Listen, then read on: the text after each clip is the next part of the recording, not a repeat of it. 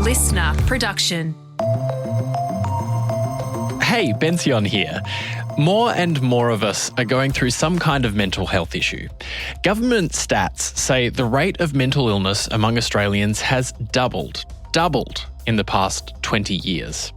On average, women experience more depression and anxiety, while men experience more alcohol and drug abuse and dependence.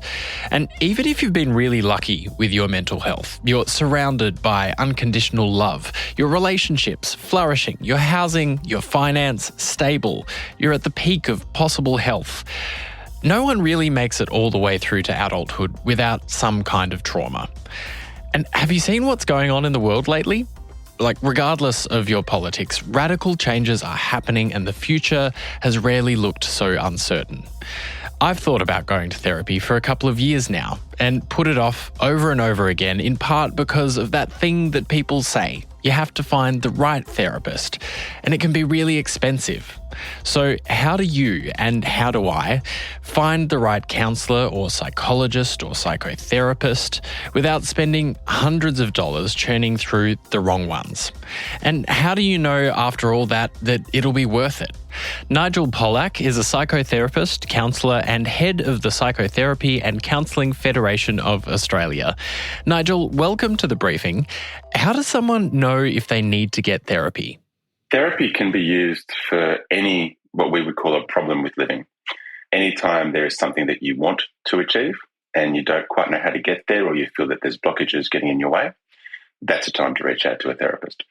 Anytime that you are aware that there's uncomfortable thoughts or uncomfortable feelings that are making life difficult for you or your relationships difficult, that's the time to reach out for a therapist. Most people wait too long.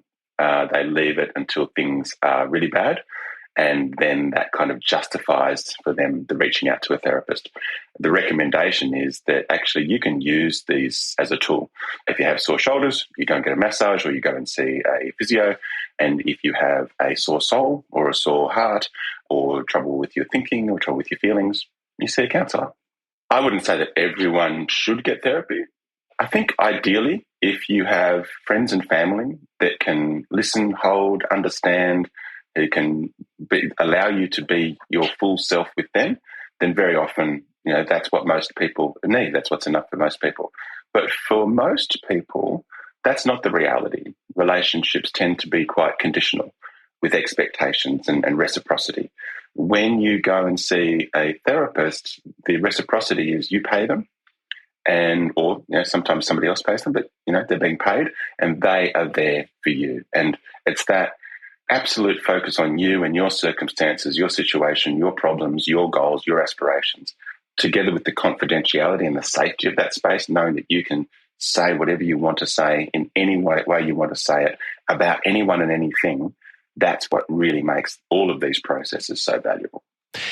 We are in a cost of living crisis. How do you know if you need therapy as opposed to it's a nice to have? I think that if you use that cost of living foundation as a way of beginning to think about this, is it costing you? Is your pain, is your frustration, is your irritation, is your anger, is your difficulty in relationships, is your inability to achieve goals and objectives that you would like to, is your trauma, is it getting in the way of your relationships? Is it getting in the way of you enjoying life? Is it getting in the way of you performing at work? In other words, is it costing you money? And is it costing you what's valuable to you? Because at the end of the day, money is there to exchange for those things that we find most valuable. So I wouldn't say, do I need it? I would say, am I going to benefit from it? And very often the answer will be yes. Jocelyn Brewer is a Sydney-based psychologist and specialist in cyber psychology, as in what our phones and socials and tech are doing to our mental health and what we can do about it. What's happening for the demand for therapy at the moment? Well, what we see basically is there's lots of people who would love to see a psychologist, but psychology can sometimes be quite expensive and there's not enough bulk billing psychologists. So sometimes people rely on some of the different apps or low cost and affordable telehealth services that are popping up everywhere. Is Chetcuti a good enough therapist? No, it can be. It can be really interesting. I've had actually some clients come to me because ChatGPT has told them probably time to go and talk to somebody. So that's a fascinating emerging kind of part of therapy where people literally are talking to chatbots, and they are most of the time quite ethical when it comes to noticing some level of distress. But again, we know that ChatGPT can hallucinate. Sometimes possibly needs its own therapist. And we want to be careful with how much we rely on that versus our own kind of intuitive sense that talking to another actual human could be helpful. All of the experts I spoke to for this story recommended having a 10-minute phone call with any therapist or psychologist to see if they're the right fit before committing to your first session. But what should you ask, and what counts as the right fit? You want to kind of check that they work with the population that you're a part of. So, for instance, I don't work with primary schoolers. So if it's a parent calling up about that, I would refer on. The issue that you're seeking support for. So if it's a particularly niche area, like, for instance, eating disorders or drug and alcohol dependency issues, some trauma, you would actually want a specific therapist or psychologist with training around those areas. It also might be a cultural background thing. So maybe somebody that speaks your community language or is an ally, say if you're neurodivergent from the LGBTIQA+ community, or another kind of sort of part of your identity that you think would be really important to have somebody who totally understood that. Psychologists like Jocelyn are registered with the medical regulator, AHPRA, so it's a good idea to check their registration and qualifications on its website. That's AHPRA. Counsellors and psychotherapists are regulated differently. Nigel Polak again. The starting point is, are they sufficiently trained? Do they have a tertiary qualification? And are they registered? Counselling is an allied health profession. Psychotherapy is an allied health profession. And you want to make sure that you are talking to a trained professional. So make sure that they are registered. And you can find registered therapists through PACFA, Psychotherapy and Counselling Federation of Australia's Find a Therapist directory. So make sure that they're listed. The next thing to do is to make sure that there's a good fit. Now, a good fit is when you think and feel that the person you're talking to is going to be able to help you. You can often utilise a free intro call to have a bit of a conversation with your therapist and interview them for the role. And if you have a first session with a therapist, talk to them about who they are and what they know and the approach and where they come from. You can often find this information as well on their website. And what you're looking for is a sense of resonance. Does what this practitioner believes about the world, does it resonate with me and what I believe about the world? Because that fit between you and them, we know, is going to be your best starting point.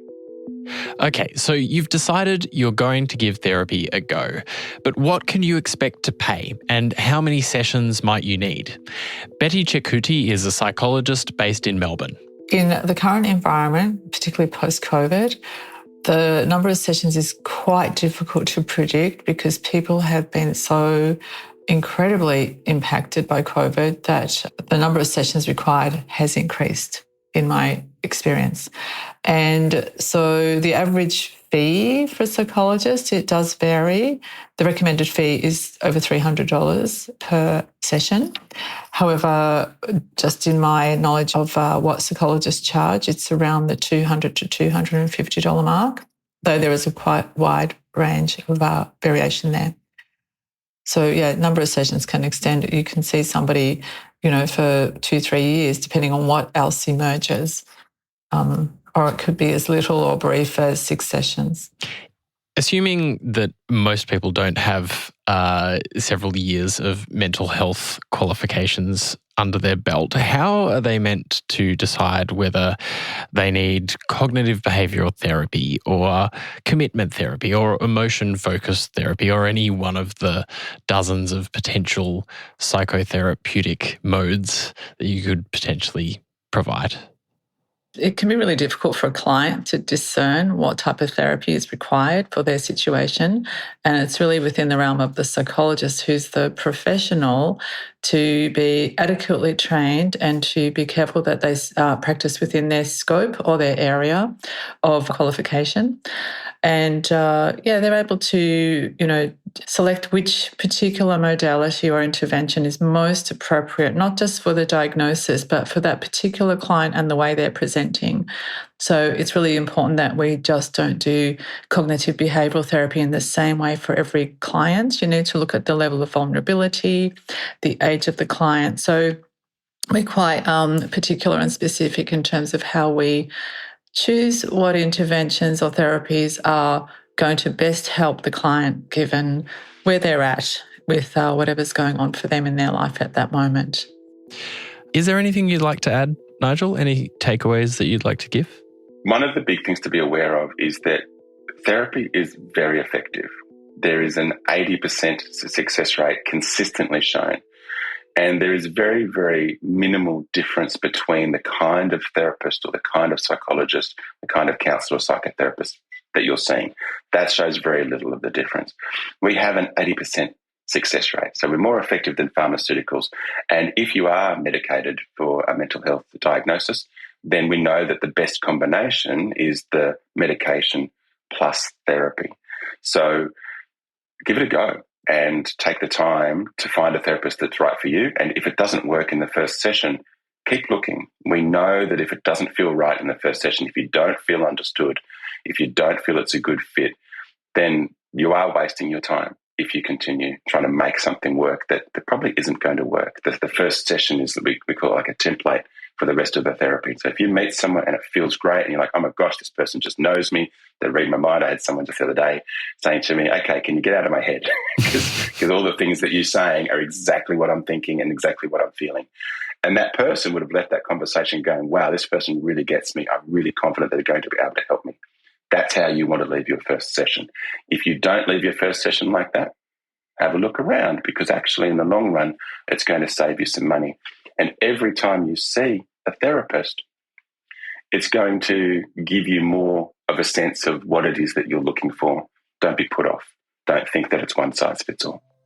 Nigel Polak, thanks so much for joining us on The Briefing. It's been so good to be here. Thank you so much. That was Nigel Polak, President of the Psychotherapy and Counselling Federation of Australia. You also heard from psychologists Jocelyn Brewer and Chetcuti. Thanks for listening to this episode of The Briefing. That's it for now. Do you know anyone who's been thinking about getting therapy maybe? Why not send them a link to this episode to help them decide?